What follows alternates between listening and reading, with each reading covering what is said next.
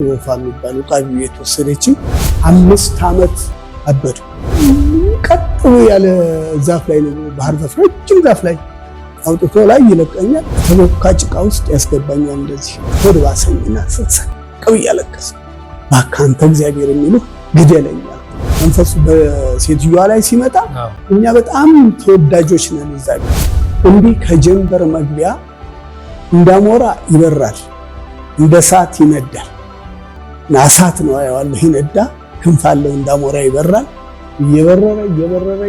እየበረረ መጣና እንዲህ ፊት ለፊት ሳየው እኔ ኢየሱስ እንዳዳል ሞቴ እንደ ወሰንጋላ፣ እንደ ሶማሊያ አባ ጨፌ፣ እንደ ወፋ የአንድ የመንፈስ ስም ነው የመሰለኝ እንጂ አምላክ መሆኑ። የተወደዳችሁ የሕያው ምስክር ተከታታዮቻችን እንዴት ከረማችሁ? ይህ የሕያው ምስክር ሳምንታዊ ቴሌቪዥን ዝግጅታችን ነው። ዛሬ ደግሞ በአዲስ ሚዲያው እናንተ መጥቻለሁ። የሕያው ምስክር ሰዎች በህይወት ዘመናቸው ጌታ ያደረገላቸውን ነገር የሚመሰክሩበት፣ እንዴት ከጨለማው ዓለም ነፃ እንደወጡ የእግዚአብሔርን ጉልበት የክርስቶስን ኃይል የሚያሳዩበት የምስክርነት ጊዜ ነው።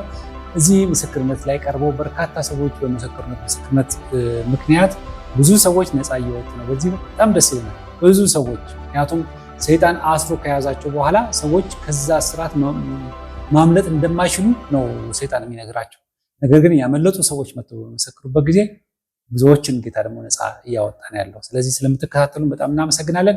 ዛሬ ይዤላችሁ የቀረብኩት ከኮልፌ መካነ ኢየሱስ ቤተክርስቲያን ነው። ከዚህ በፊት ከኮልፌ መካነ ኢየሱስ ቤተክርስቲያን ወንጌላዊ ሁሴንን መሐመድን አቅርቤ እንደነበር ታስታውሳላችሁ። ዛሬ ደግሞ ቄስ ከበደ አበባውን ይዤላችሁ ቀርቤያለሁ። ቄስ ከበደ አበባው ለሕያው ምስክር እንግዳ ለመሆን እዚህ ድረስ ስለመጡ በጣም አመሰግናለሁ። እግዚአብሔር ይባርኮት። አመሰግናለሁ ስለጋበዛችሁኝ፣ እግዚአብሔር ይስጥልኝ። አሜን አሜን። ሕያው ምስክር ይከታተላሉ? አዎ። ኦኬ እሺ። እና እንግዲህ ዛሬ ደግሞ የእርሶ ምስክርነት ሰው ለመስማት በጣም ይፈልጋልና እንግዲህ ከካሜራ ውጭ እንደተጫወት ነው ብዙ ጨለማዎችን አልፈዋል፣ በልጅነቶትም ብዙ ተግዳሮቶችን አልፈዋል እና ዛሬ እሱን ለመስማት ነው የተገናኘ ነው። ተመልካቾችን ሰላም ብለው ታሪኮትን ለመጀመር ይችላሉ። ተወደዳችሁ ተመልካቾች እግዚአብሔር ሰላም እላችኋለሁ። እግዚአብሔር ይመስገን። አሜን። ተባረካችሁ ሁኑልኝ። አሜን አሜን። እንግዲህ የት ነው የተወለዱት?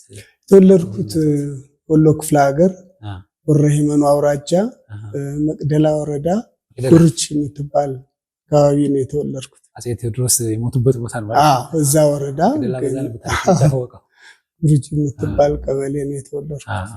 እስቲ ልጅነቶት ቤተሰቦቹ ምን ይመስላል? እስቲ ከልጅነት ጀምሮ ስለ ቤተሰቦቹ፣ ስለ እናት አባቶት፣ እንደገና ስለ አስተዳደጎት ጀምሮ በተለይ ሰው መስማት አለበት የሚሉትን ታሪክ። እንግዲህ ተወልጄ ያደግኩት እንደተናገርኩት ወሎ ክፍለ ሀገር መቅደላ ወረዳ ውስጥ ነው። እናትና አባቴ ተጋብተው 3 ልጆች ከወለዱ በኋላ ተለያዩ።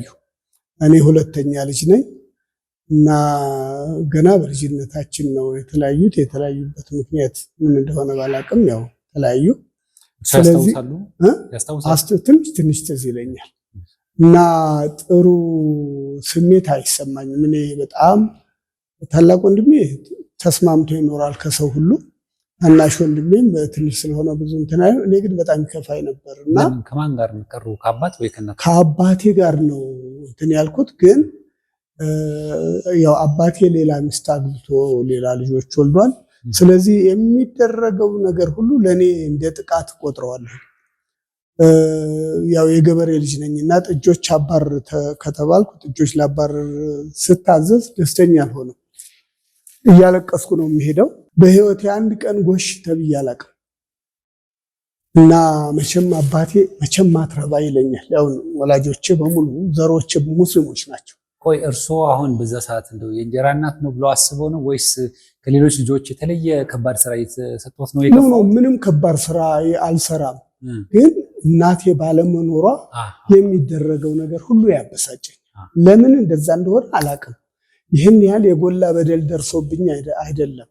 እንደውም አሁን ያቺ እንጀራ እናቴ ልክ እንደ እናቴ፣ እናትና አባቴ በህይወት የለውም፣ እንደ እናቴ ነው የምትወደኝ እና የጎላ ነገር ተደርሶብኝ ተደርጌ ሳይሆን ግን ብስጩ ነኝ እና በህይወቴ ጎሽ ተብዬ አላውቅም። በህይወቴ ሰየኔ ጎሽ ጎበዝ ተብዬ አላውቅም እና እንደውም አባቴ ምን ይለኛል፣ ሁል ጊዜ መቼም አንተ አትረባም ነው የሚለው። ምክንያቱም ታዘህ አልቅሰህ የምትፈጽም ከሆነ ማን ጎሽ ይልሃል።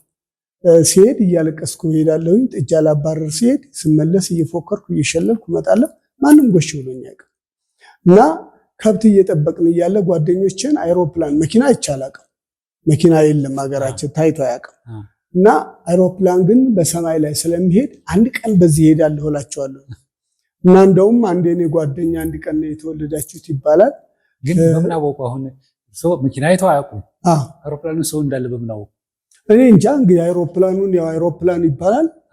እና አጎታችን ያለ ወታደር የነበረ ኮሪያ ሄጃለሁ እንደዚህ እያለ ይነግረን ነበር። እና ያው የሰው መሄጃ እንደሆነ እንሰማለን። ስለዚህ ለጓደኞች አንድ ቀን በዚህ ሄዳለሁ እላቸዋለሁ። እና አንድ ቀን የተወለድን አንድ ጓደኛ ነበረኝና እዛ ማዶ ይሆንና እዛ ማዶ ለሆነ ሌላ ልጅ ይጠራዋል። አይሮፕላን ሲመጣ እዛ ሲጠራው አቤት ሲል ይኸውልህ የከበደ አበባው ፈረስ መጣ ይለዋል። እና እንዲህ እያለ ያሾፍብኝ ነበር። እና ያው እሱ ከዛ አልወጣም። እና ሁልጊዜ እንሂድ እላቸዋለሁ፣ እንጥፋ እንሂድ እላቸዋለሁ። እና ያው እኔ ጠፋው ማለት ነው። እና ከቤት ጠፉ። አዎ እንግዲህ ከመጥፋቴ በፊት አባቴ ክፍለ ሀገር ሂዶ ትንሽ የክርክር ገጠመው። በቅሎ ነበረው። በቅሎውን ሽጦ ያ በቅሎ ሌላ ሰው የኔ ነው ብሎ የገዛውን ሰውዬ አስያዘበት። እና ኃላፊውን እየተባለ ለሸጠው የመጨረሻ የኔ አባት ጋር መጣ። ክፍለ ሀገር ሂዶ ሲከራከር አዳር እየቀጠረው በኋላ ዳኛው ሲለው ረግጦ አልተማረም እና ረግጦ ሲፈርም በኮፒ ሲፈርም ሲያየው ከዛ በኋላ ዳኛው አድሎ አደረገብኝ ነው የሚለው። እና ባለመማሬ ተጽዕኖ ፈጠረብኝ ይላል። አይደል ነው እንግዲህ ምን እንደሆነ አላውቅም። ከዛ እኔን ትምህርት ቤት አስገባኝ። ጥር ላይ ትምህርት ቤት አስገባኝ። እስከ ግንቦት አካባቢ ተማርኩ። ከጥር እስከ ግንቦት ማንበብና መጻፍ ቻልኩ። ከዛ በኋላ አላስቀጠሉኝም። አስቀጥሉኝ ብላቸው በፍጹም ይሻላሉ። ራቅ ያለ ቦታ ሄጄ ነበረ ዘመድ ጋር ስንቅ እየተሰጠኝ ማር የነበረው።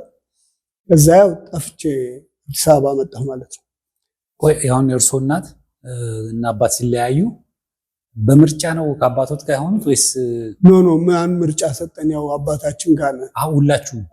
ሁላችንም አባታችን ቀሩ ማለት ነው። እና እናቴ ሄዳ ሌላ ገባች፣ ሌላ ወለደች፣ ሌሎች ወለደች።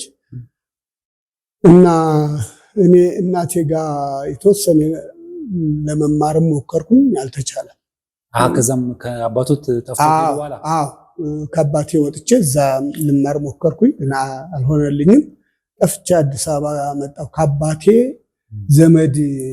የዘመዱ ባል የሆነ ሰውዬ ጋር እሱ ጋር መጣሁኝ እና መጥቼ ያደርኩት ኮተቤ ነው። ኮተቤ ሳደር ታመም ያደርኩት። ልክ አዲስ አበባ ስገባ ታመምኩ። ራሴን በጣም ታመማለሁኝ እና ከዛ የቀን ስራ እየታመምኩም የቀን ስራ መስራት ጀመርኩ። ጳውሎስ ሆስፒታል ሲሰራ እዛ ሰርቻለሁ። ጊዮን ሆቴል ሲሰራ እዛ ሰርቻለሁ።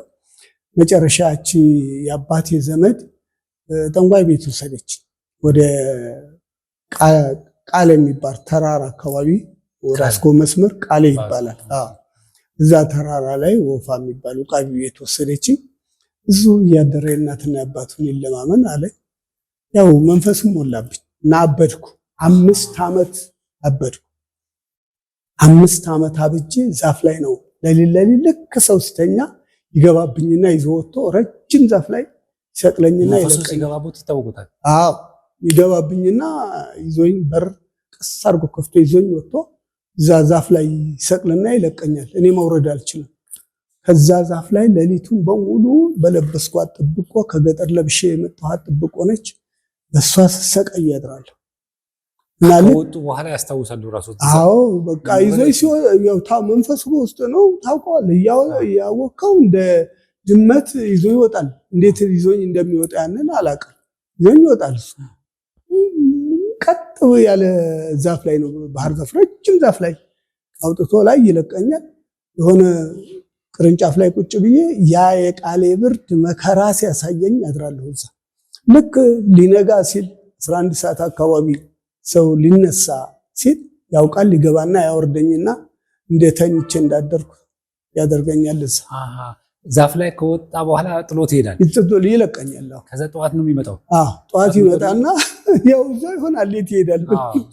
ይገባብኝና መልሶ አውርዶ ያስተኛኛል። ተኝቼ እንዳደርኩ ነው ሰው የሚያየው እዛ ጠንቋይ ቤት ማለት ነው። እና መከራዬን 6 ዓመት እንደዛ መከራዬን እያየው አንድ ቀን በረንዳ ላይ ያደርክ ተለማመን ተብዬ ሲሚንቶ ላይ እንዲህ ሸክላ ላይ እቺ ከዘንባባ የምትሰራ ሰሌን ነበረች ድሮ። እሷን አንጥፌ የሆነች ነጠላ ለብሼ ተኛለሁ እዛ እና ውስጤ ባዶ ነው፣ ይርበኛል። የደረብኩት ልብስ የለም። ቤቱ ምንድነው? ጠንቋይ ቤት ምንድነው? የጠንቋይ ቤት ነው። ያው ሰዎች የሚመጡበት ነው። አዎ ይመጣሉ፣ የሚያስጠነቅሉ ሰዎች ይመጣሉ። እስቲ እዛ እያሉ ምን አይተዋል? እስቲ ጠንቋይ ቤት ውስጥ ምን ታዝበዋል? ያው ባለቡና ቤቶች በሙሉ ሀብታም የሚባሉ ሰዎች ይመጣሉ። ቄሶች ሳይቀሩ ይመጣሉ። የጴጥሮስ ቄሶች አራቃንም ይመጣሉ። ማን ከልክሏቸው? ምን ያደርጋሉ? መጥተው በቃ መጥተው ይሰግዳሉ። መንፈሱ በሴት ላይ ነው የነበረው። አንድ ትልቅ ሴት ናቸው። በሷ ውጭ ገብቶ ይፈርዳል። አንድ የኔ ቢጤ የኔ እድሜ የነበረ ደግሞ አንድ ጓደኛዬ ከወሎ የመጣ እሱም እንደዚህ መንፈስ አድሮበታል። እኔም አለሁ። በእኛም ውስጥ ይፈርዳል መንፈሱ። በእናንተም ውስጥ ይናገራል። ይናገራል። እሺ፣ እነዚህ ባለቡና ቤቶች ገንዘብ ለማግኘት ነው የሚመጡት። ቄሶቹም ለማድረግ ነው የሚመጡት። ቄሶቹም እንግዲህ የጴጥሮስ ቄስ የነበሩ አሁን ስማቸውን ባልጠራ ጥሩ ነው፣ ሙተዋል፣ አሁን በሕይወት የሉም። እና ነፍስ አባት ይባላሉ ለዛ እዛ ቤት የጠንቋዩ ማለት ነው። የጠንቋዩ ሴትዮ ነፍስ አባት ናቸው። እና ይገብራሉ። እነሱ ለቄሶቹ ምግብ ይወስዳሉ። እዛ በተወሳሰኑ በዓላቶች እዛ ቤት ገብርኤል ሚካኤል በጣም ይታበላል እና ምግብም ይሄድላቸዋል። እና ያ ሰውዬም ይልካሉ ሚስታቸውን ልጆቻቸውን ይልካሉ። አረ ቄሶቹ አስቸገሩኝ እባክህ እርዳኝ ብለው ይልካሉ። መልእክት ያመጣሉ ቤተሰባቸውና ቄሶች አስቸግረውኛል ይላሉ። እኔ እመጣለሁ ይላል። ሄዶ ምን እንደሚያደርግ ባላውቅም እና እንደገባኝም ሴቶች ናቸው እንደዛ የሚሉት። ሚስታቸው ይመጣሉ። የቄሱ ሚስት የቄሱ መስመቶ ቄሱ መሪ ቄስ ነበሩ እና ያው ሚስታቸውንም ይልካሉ። ሚስታቸው መጥተው ቄሱ አስቸገሩኝ፣ ቄሶች አስቸገሩኝ፣ የሚመሯቸው ቄሶች አስቸገሩኝ ይላሉ። እና ስለዚህ ሰዎች እንደሱ ያደርጋሉ። ቡና ቤት ያላቸው ገበያ እንዲያገኙ የተለያዩ ነገር ያደርጋሉ። ተስላችሁ ሂዱ ይባላሉ።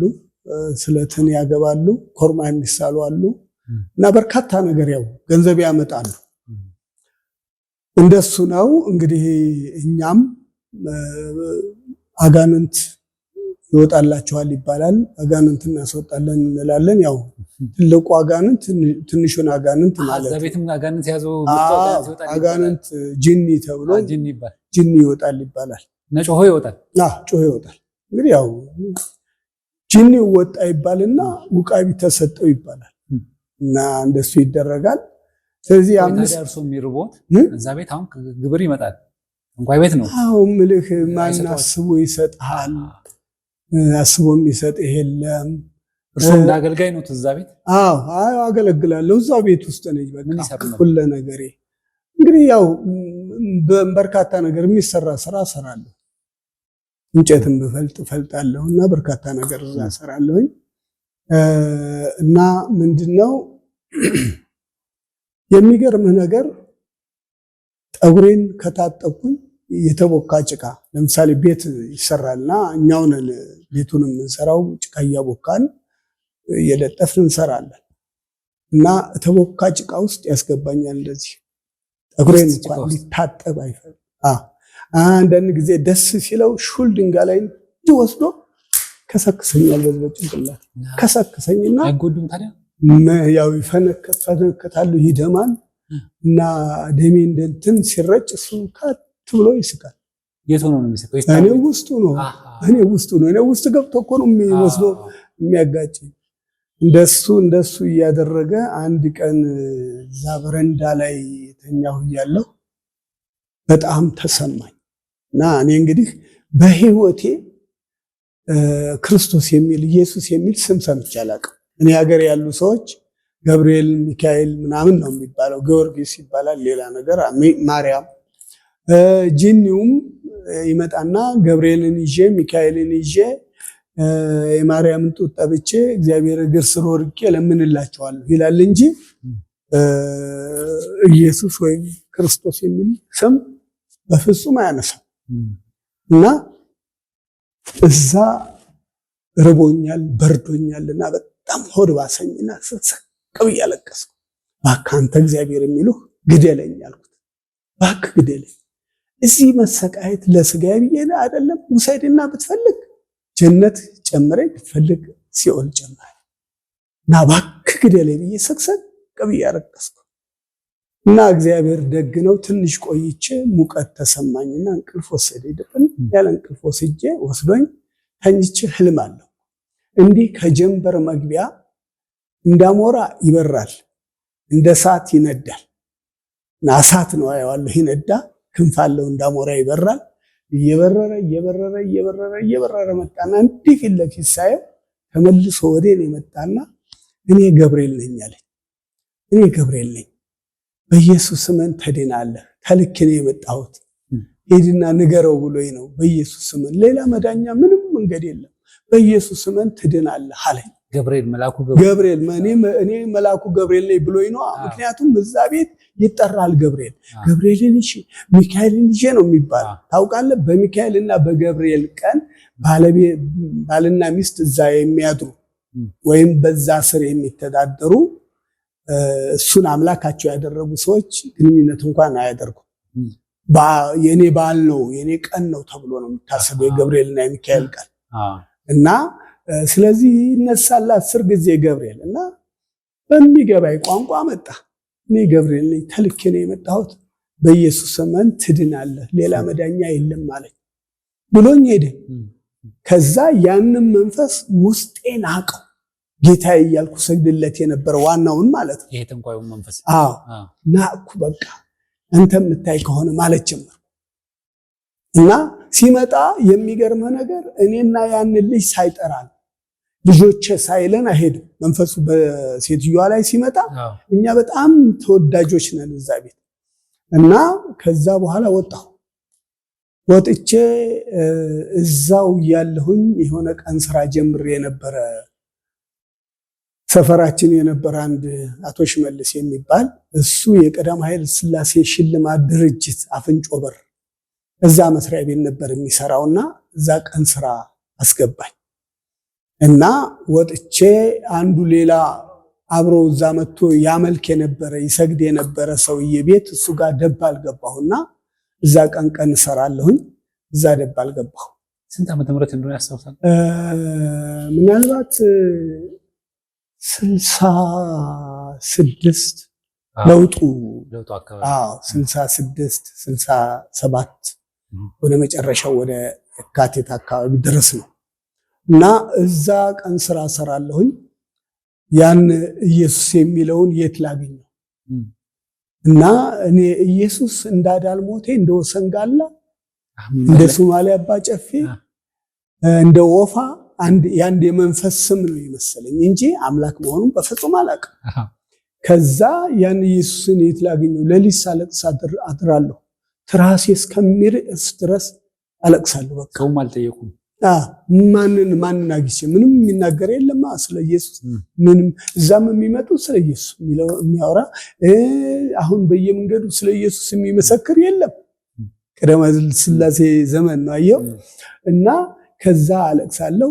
እንዳላለቅስ ምን ማድረግ ጀመርኩ። እዛ ቀን ስሰራ ብርቱካን ይሸጣል። ያንን ለሰዎች ተሸክም ያወጣለሁ። ምን እላለሁ ስሙኔም ሽልንግ ይሰጡኛል። ማታ ማታ መጠጣት ጀመርኩ ማለት ነው። 10-12 ቢራ ካልጠጣሁኝ እንቅልፍ አይወስደኝም እና መጨረሻ ከአፍንጮ በር ኮንትራሪ የሚባለው ማስታወቂያ አካባቢ እዛ ተቀየርኩ። እዛ ተቀየረ ስመጣ ያው ከዘበኛ ጋር እየተሻረኩ ብርቱካኑን መዝኜ በላስቲክ ሞልቼ ቁጭ አረግለታለሁ። እሱ ላፍ አድርጎ ሰው ግርግር ሲፈጠር ወስዶ ይሸጣል። በሱ እየጠጣን መስከር ጀመር። ከዛ በኋላ እዛ ካሸር የነበረች አንድ የጣሊያን ክልስ አንድ መጽሔት ሰጠች። መሰከረ ብርሃን ትላለች እና ያችን መጽሔት ገብቼ ሳነብ የሆነ እንዲህ የሆነች ነጭ እጅ ነበረች እንግዲህ ታውቃታለህ። እና የጸሎት አምድ ትላለች። ምን ችግር ካለባችሁ እንጸልይላችሁ ይላል። ከዛ በኋላ እኔ ጻፍኩ። እንግዲህ ተመልከት። ከዛ በኋላ እዛ አገር ቤት ማንበብና መጻፍኩት በእንትን ነው ጻፍኩ። ገባሁና ሁለት እንትን ይሆናል ገጽ። እኔ እዛ ክርስትና ተነስቻለሁ፣ መንፈሱ ቤት ኦርቶዶክስ። እኔ ክርስቲያን ነኝ፣ እንዲህ ነኝ እያልኩ ጻፍ። ሞት ወይም ህይወት የሚል ትራክትና በኢየሱስ ስም የሚል ጻፉልኝ። ከዛ በኋላ እኔ እኮ ገብርኤል ነግሮኛል ስለ ኢየሱስ እየጻፍኩላችሁ በደብዳቤ መመላለስ። በደብዳቤ በፖስታ ቤት። ከዛ በኋላ መጨረሻ ሁለተኛው ሲጽፉልኝ እሁድ የእግዚአብሔር ቃል ወደሚነገርበት ጸሎት ቤት ሄድ ይሉኛል። የሚገርምህ ከማስታወቂያ ሚኒስቴር አካባቢ ነው የምሰራው። ከዛ እዛው ወደ ቤቴል ወደ ላይ ከፍ ብሎ እዛ ነው የምኖረው። በቤቴል በራፍ ላይ ነው ቤቴል መካነ ኢየሱስ። እሱ በራፍ ላይ ነው የምሄደውና ቸርቹ መስቀል የለውም እንትን ይመስለኛል የውሃ ጋን በሲሚንቶ የተሰራ ስለሆነ የውሃ ጋን ነው የሚመስለኝ። እና እሁድ እግዚአብሔር ቃል ወደሚነገርበት ጸሎት ቤት ሄድ ሲሉኝ ያ ኢየሱስ እዛ ይሆን እንደሚገኘው አሰብኩ ማለት ነው። እና በስርዓተ ሬዲዮ ስጎረጉር የቸርቾችን ማስታወቂያ ይነገራልና እሁድ እስላም መቃብር አጠገብ ቤቴል መካነ ኢየሱስ ይላል። ከዛ 12 ሰዓት ወጥቼ ሄድኩ። 12 ሰዓት እጄ በር ሳንኳኳ ምንድነው አለኝ። ለጸሎት ነው። ታዲያ በዚህ ሰዓት ነው ምናምን አለኝ። ግን ከፈተልኝ። እስከ 4 ሰዓት ቁጭ አልኩ። 4 ሰዓት ሰው መምጣት ጀመረ። ፕሮግራም ተጀመረ። ስለ ኢየሱስ ተወራ። ምንም አልተባለም። ከሰዓት ፕሮግራም ይኖራል አሉኝ። ተመልሼ ወደ ቤት ሄድኩኝ። ምሳዬን በላሁና እንደዚሁ 7 ሰዓት 6 ሰዓት አልቋል ፕሮግራሙ። 7 ሰዓት መጣሁ። 9 ሰዓት ነው ፕሮግራሙ የሚጀምረው። ቁጭ አልኩ። መጣሁ። ተጀመረ ፕሮግራሙ። በጧቱ ፕሮግራም ላይ ቀደም ብሎ የመጣ ሰው አንድ ሰው አዲስ ኪዳን ከፍቶ ተሰሎንቄ ላይ አንብብ አለኝ። የሚል ይገባኛል። እና ከዛ በኋላ 9 ሰዓት ላይ ፕሮግራም ተጀመረ። ስለ ኢየሱስ ተወራ። ኢየሱስን የምትቀበሉ ሲባል ቤቴልን ታውቃታለህ፣ 5 በሮች አሏት። 5ቱንም በር ወጣ ኑ ወደፊት ኑ ተባለ። ወጣሁኝ። ዙሬ ግን 5ቱንም በር እመለከታለሁ። ኢየሱስ እንደሚመጣ እንደ ሰው የሚመጣ ነው የሚመስለኝ። እያው ከዛ 5ቱንም በር እነሱ ሲጸልዩን እየዞርኩ እመለከታለሁ። በየትኛው በር ይመጣል እያልኩ አልመጣም። በቃ ጨረስ፣ ከነሱ ጋር ወጡ ተባለ። የታለ ኢየሱስ አልኩኝ። ጠይቁ። የታለ የመጣው? እና ከዛ እንግዲህ አስረዱኝ። እስካሁን ድረስ እንደዛ መንፈሱ የሆነ ሰው ይመጣል ብሎ ነው። በቃ እኔው ውቃቢ ያለበት ወፋ የሚባል መንፈስ ነው እዛ የኖርኩት። በሰው ውስጥ ነው የሚመጣው ብዬ ነው የማስበው። እና አስረዱኝ። እንግዲህ ምንድነው መሰለህ፣ አንደኛ ከገጠር የመጣሁ የገጠር ልጅ ነኝ። በማየት የተወሰነ ጊዜ ብኖርም የገጠር ልጅ ነኝ። ብዙ አይገባኝም። እና ያው አስረዱኝ፣ ጸለዩልኝ። አንድ 15 ቀን አስቸገረ መንፈሱ ወጣ። 15 ቀን ሙሉ ማለት እንግዲህ እኔም እሄዳለሁኝ። ተመልሼ ስመጣ ነው የሚጸለይልኝ። አዛው መንፈሱ ያለበት ጋር ሄዱ ነበር። ኖ ተከራየሁት ቤት አለ አንድ ዘመዴ ጋር ደባል ገብቼ ተከራይቻለሁ። እና እነሱ ባልና ሚስት አለው፣ ልጆች የሉትም። ጓዳ አልጋ አላቸው። ሳሎን የኔ አልጋ ዘርግቼ እዛ ነው የምተኛው።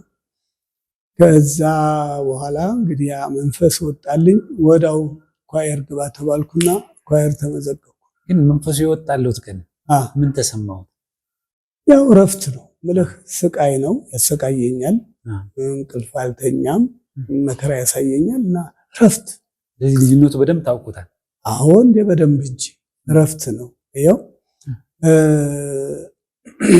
የሚገርምህ ነገር በህይወቴ አልጋ ላይ መተኛት ለኔ ተኝቶ ማደር ራሱ በጣም በጣም ትልቅ ነገር ነው። እንደመጣሁ እንግዲህ አንዱን ትቻ እንደሆነ እንጂ እንደመጣሁ ዘመድ ቤት ነው ያረፍኩት ብያለሁ። አባቴ ዘመድ እና ባልና ሚስት ናቸው። ያቺ ዘመዴ ባል አላት። ጓዳ ይተኛሉ። ሳሎን ውስጥ በአንድ ወገን አንድ ባልና ሚስት ይተኛሉ፣ በአንድ ወገን ደግሞ ሁለት ላጤዎች ይተኛሉ። እና ይችን የምታህል መተላለፊያ መንገድ የእግር መንገድ አለች። እዛች እነሱ ሲተኙ ያችን ሰሌን አንጥፌ ነው የምተኛው። ሰሌን አንጥፌ ነጠላ ለብሼ ነው የምተኛውና እዛ ሰሌን አንጥፌ ነጠላ ለብሼ እንደተኛሁኝ አንድ ቀን 7 ሰው ሆነው ማለት ነው አንድ ቤት። እና አንዱ አልጋ ላይ የተኛው ሚስት ያለው ሰውዬ ጠጅ ሲጠጣ አምሽቶ ጠግቦ ገባ እና ጠግቦ ገባ። ያው ሁሉም ሰው መተኛቱ አይቀርም። ሲተኛ እኔም ተኛሁ። አጋጣሚ ነጠላ ነች፣ አንድ ነጠላ፣ በቃ ነጠላ ምንም የሌላት ነጠላ ናት። ያውም ይዞኝ የመጣ ሰውዬ በብር ከ50 ሽጦልኝ ነው። የኔን ጋቢ ደሴ ረስቼው መጣሁ። ከሁለት ወገን እንደ ብርድ ልብስ የተሰፋ ነገር ነበረ፣ የሌሊት ልብስ። እሱን ረስቼ መጣሁኝ። ያችን ነጠላ ብር ከ50 ሸጠልኝ። እሷን ለብሼ ነው የምተኛው። የለበስኳትን የገጠር አቡጀዲ ጥብቆዬን እንደለበስኩ ማለት ነው። እና ሌሊት እንግዲህ ያው ሰውየው ጠግቧል ብያለሁ። መቀነስ አስፈለገውና ሲቀንስ ዘወር ብሎ ነው የቀነሰው። የቀነሰው እኔ ፊት ላይ ተስሽ ነጠላ ደግሞ ያጠላል እንጂ አያስቀርም። እና ለብሻለሁ ማለት ነው። የሚገርመው እንግዲህ አሁን ያለሁት እዛው ቀበሌ ውስጥ ነው። እዛው ቀበሌ ውስጥ ነገሬ ተቀይሮ እንግዲህ ወደ አወራዋለሁ። አልጋ ላይ ተኝቼ ሳድር ይገርመኛል እግዚአብሔር በዚህ ህይወት ያደረገውና ያ መንፈስ ይወጣልኝ። አልጋ ላይም ተኝቼ ነው ያደርኩት እና ሽቦ አልጋ ገዝቼ እዛ እና ከዛ በኋላ መንፈስ ወጣልኝ። እንዳልኩ ኳየር ገባሁ። ወዳው ኳየር ተመዘገብኩ። እንደውም ቤቴል ቢ ኳየር ውስጥ ነው የገባሁት። ሌላም ኳየር መጣና እኛ ጋር ዘምር ሲሉኝ ሁለቱም ጋር ተመዘገብኩ። ግን አይቻልም እኮ ተብዬ እዛው የመጀመሪያ የተመዘገብኩበት ጋር ቀረሁ ማለት ነው። አዝማሪ ሲሉ ነበር ያው ተቀላቅዬ እና ከዛ በኋላ ማታ ትምህርት ቤት ገባሁ። ያን ስራ እየሰራሁ ማታ ትምህርት ቤት ገባሁኝ። ጌታን ማግኘቱን አብሮት ለሚኖሩ ሰዎች አልነገሯቸው? ኧረ ያውቃሉ እንጂ ያልነገርኩት ማን ይኖራል? ወዲያው ነገሯቸው? አዎ እነሱ በጌታ አይደሉም። ግን ያው ምንም አላለኝም ለጊዜው። ያው ተረብ ያደርገኛል ዘመዴ ስለሆነ፣ ግን ምንም አላለኝም።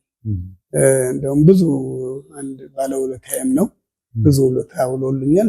መጨረሻ አካባቢ አሁን እየተባባን አይደለም እንጂ እግዚአብሔር ይባርከው። ለመባረክ ምክንያት ሆኗል። ቦታም እንዲገዛ የረዳይ ሰው ነው ያ ሰውና ከዛ በኋላ ትምህርት ቤት ገባሁ። ማታ ማታ እየተማርኩ እስከ 12 ተማርኩኝ። ከዛ መስሪያ ቤቴ ወደ አገባሁ። ወደ ሌላ ደረጃ ከመድረሴ በፊት ሚስት አገባሁ። ሚስት ጥር ላይ አግብቼ። እንዴት ተገናኛችሁ? ሚስቴ እዛው ቸርች ቤተክርስቲያን እዛው ቤተክርስቲያን ነው ያገኘኋት። የሚገርምህ ብዙ አስለፍታኛለች። እኔ አንደኛ እሷን ስጠይቃት 6ኛ ክፍል የማታ ተማሪ ነኝ። ቀን የ11ኛ ክፍል ተማሪ ናት። እና እንዲሁ ፊዚካሊ ብትወደኝም ደሞዜ 60 ብር ናት። እና የጉልበት ስራ ነው የምሰራው። 6ኛ ክፍል ተማሪ ነኝ። ነገ ባልሁኝ ምን እንዴት አሳድራታለሁ? እና እሺ ትለኛለች። እሺ ብላይ ደግሞ እሺ አለች ብዬ ደስ ሲለኝ እምቢ ትለኛለች። 4 ጊዜ እምቢ ብላኝ 4 ጊዜም እሺ ብላኛለች። እና ከዛ በኋላ እንግዲህ እግዚአብሔር ቸም ብሏልና እግዚአብሔር ያለው አይል ቀረም ተጋባን ማለት ነው። በጣም ጥሩ። እንግዲህ ከተጋቡ በኋላ ያለውን ታሪክ ደግሞ ይነግሩናል። የእረፍት ሰዓታችን ደርሷል። እሺ፣ እረፍት አድርገን እንመለሳለን። እሺ ተመልካቻችን፣ እንግዲህ ተከታተላችሁ እንድትገኙ የሕያው ምስክር ሳምንታዊ ቴሌቪዥን ዝግጅታችን ነው። ዛሬ ከቄስ ከበደ ጋር ነው እየተነጋገርን የምንገኘው። ቄስ ከበደ የሚገርም ታሪክ አሳልፈዋል። በህይወታቸው እንግዲህ ሰዎች ብዙ ታሪክ ውስጥ ያሳልፋሉ። ይሄ ደግሞ ለብዙዎች ጥቅም ስለሚሆን እናንተ በሰምታችሁ ሰዎች እንዲሰሙት አድርጉ። ለማንኛውም ታሪካቸውን ይቀጥሉናል። እረፍት አድርገን እንመለሳለን። ባላችሁ